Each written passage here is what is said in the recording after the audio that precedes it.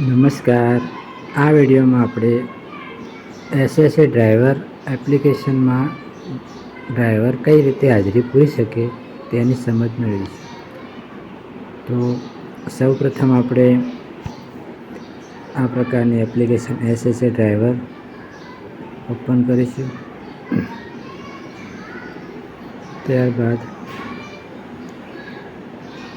Settings આપીશું. ત્યારબાદ સૌપ્રથમ અહીંયા સફર ઉપર ક્લિક કરીશું. ત્યારબાદ અહીંયા ઘરથી શાળાની જે સફર છે એના ઉપર ક્લિક કરીશું. ત્યારબાદ અહીંયા ગ્રીન કલરમાં સફર શરૂ કરો એના પર ક્લિક કરીશું. ત્યારબાદ બધા બાળકો સિલેક્ટ કરશું.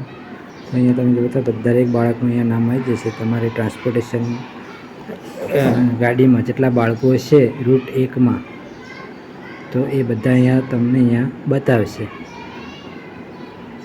તમે જોઈ શકો છો.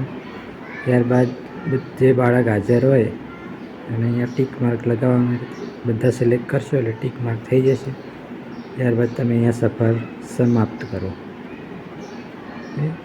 એવી રીતે બીજી ટ્રીપ માટે ઘરથી શાળા માટે અહીંયા સફર શરૂ કરો. ત્યારબાદ અહીંયા બધા બાળકો સિલેક્ટ કરો અને જો તમારા ટ્રીપમાં જેટલા બાળકો હશે એટલાનું બધાનું દરેકનું નામ ત્યાં આવી જશે.